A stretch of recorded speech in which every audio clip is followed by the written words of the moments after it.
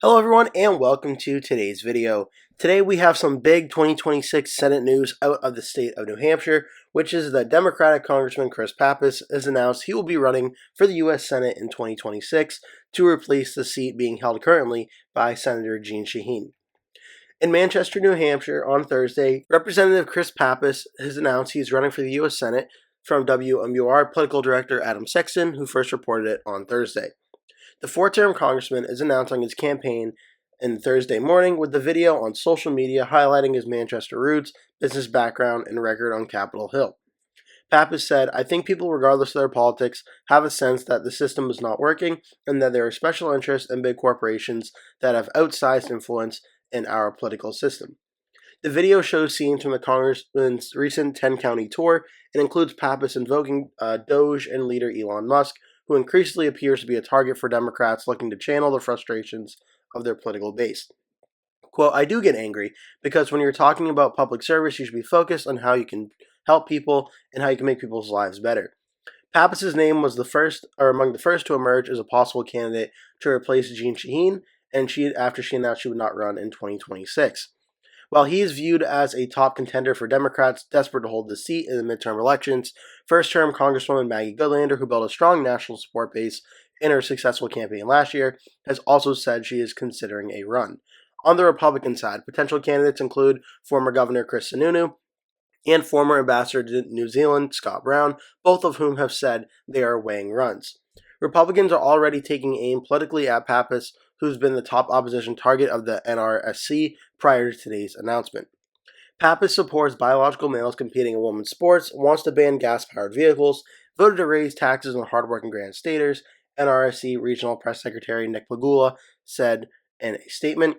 Pappas is extremely out of touch and New Hampshire families deserve better.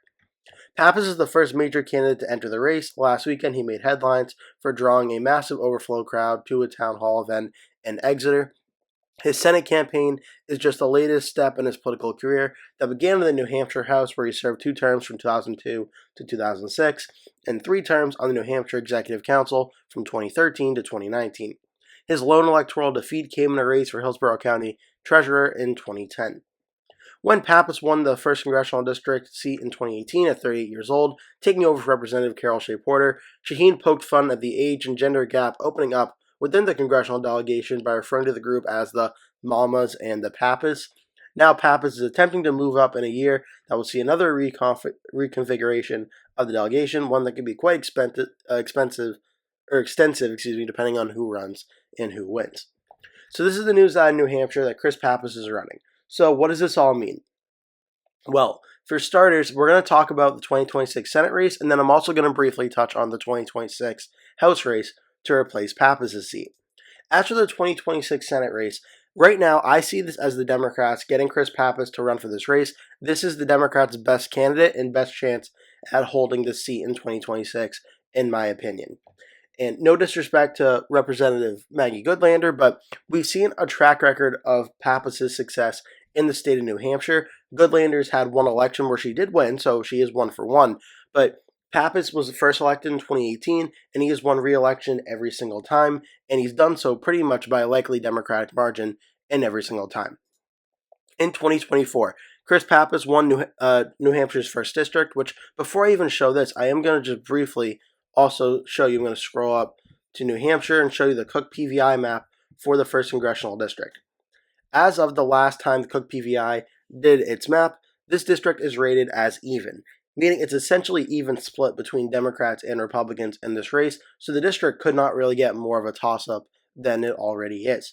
But in 2024, Chris Pappas won the district over his Republican opponent by 8.1%, a likely Democratic margin.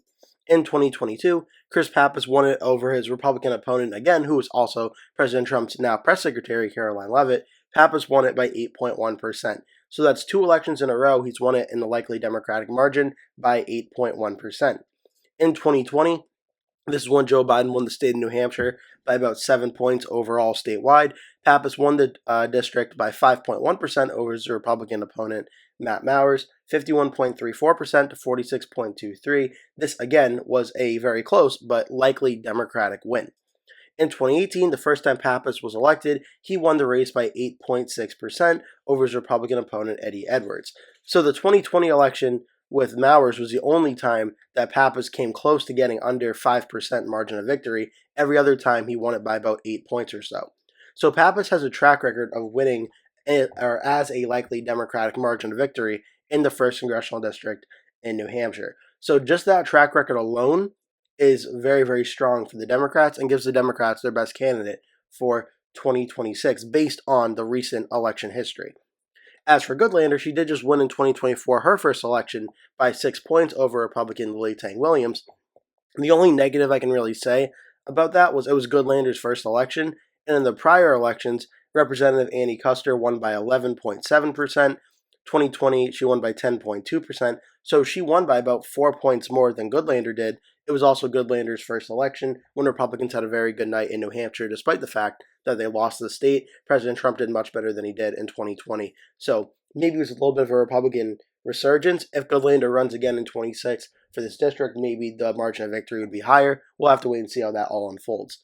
But as for Chris Pappas, I think this is clearly the Democrats having the strongest candidate enter the race, and it puts them in at very least a good position because now, in all likelihood, we know the nominee for the 2026 Senate race in New Hampshire is going to be probably Chris Pappas, unless Maggie Goodlander runs for this race. Then it could become more competitive, and we'll have to wait and see how it develops. But more likely than not, the Democrats are going to have either Chris Pappas or Maggie Goodlander be their nominee in 2026, which means the Democrats won't have this problem of not knowing who their candidates are going to be and will they be able to field a top recruit. In terms of the hierarchy of the Democratic Party in New Hampshire, you could probably say right now, outside of Senator Maggie Hassan, who's probably the top Democrat right now that Jeanne Shaheen is retiring, you could argue Chris Pappas would be the top high-ranking Democratic candidate, and right below him would probably be Maggie Goodlander. And both of them may be running in this race, but at very least, the top one is running. So as for the Democrats standing, they have their top candidate for 2026, which puts them in a strong position.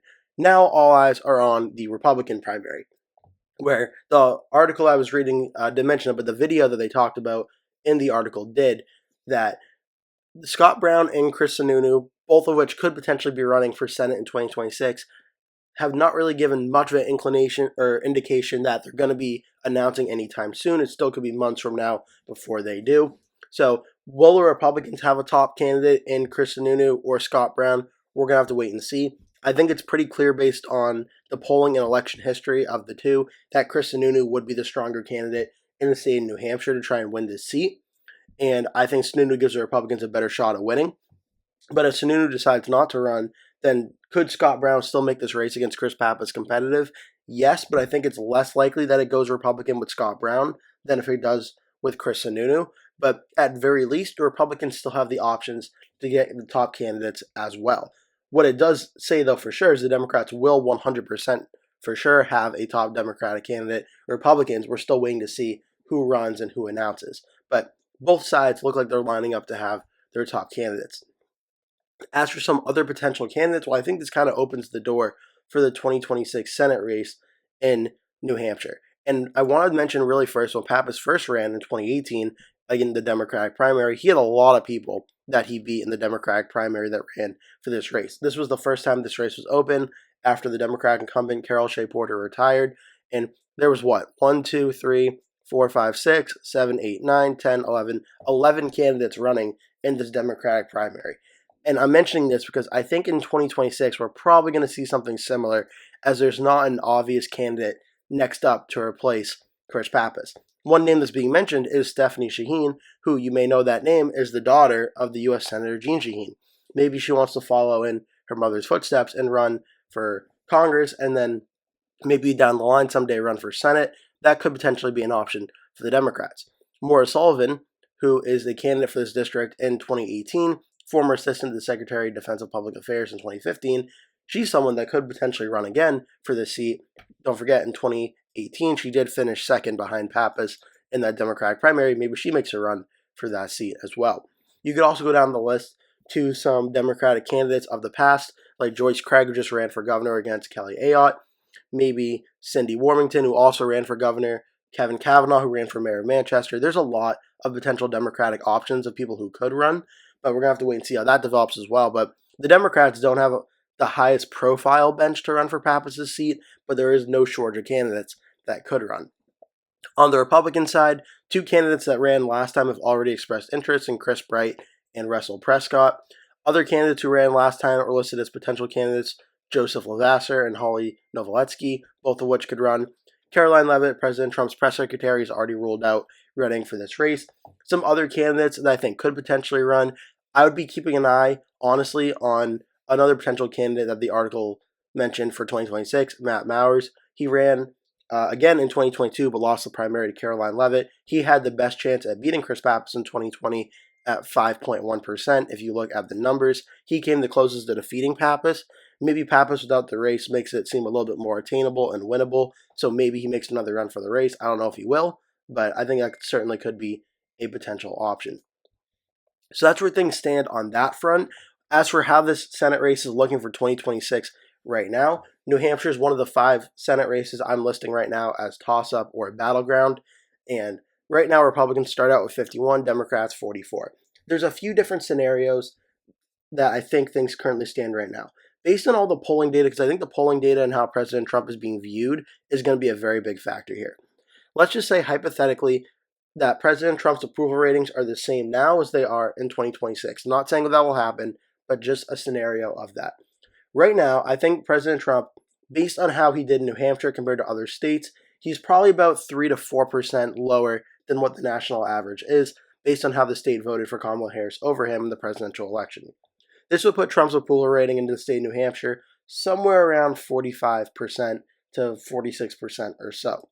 And if that's the case, it would be Chris Pappas, and let's just say generic Democrat versus generic Republican. That would start this race off as lean Democrat for my rankings. Let's say Chris Sununu decides not to run for this race. Maybe it's Scott Brown or another Republican decides to run. Then I think Chris Pappas could win this race by a likely Democratic margin, meaning over 5 points.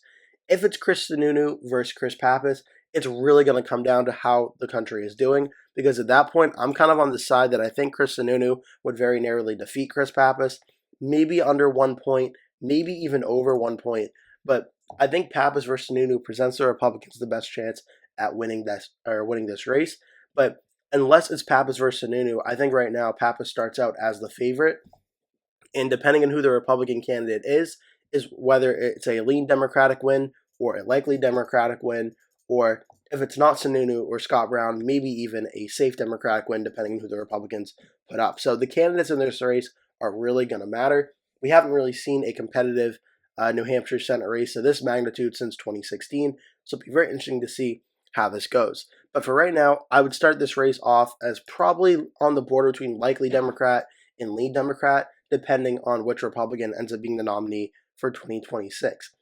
As for the 2026 House race, which we just saw for the 1st District in New Hampshire, I would also start that race off as probably lean Democrat right now until we get further clarity on who the candidates will be. Pappas, I think, will do better than any other Democrat in that district, but I do still think the Democrats would have a narrow advantage in that seat.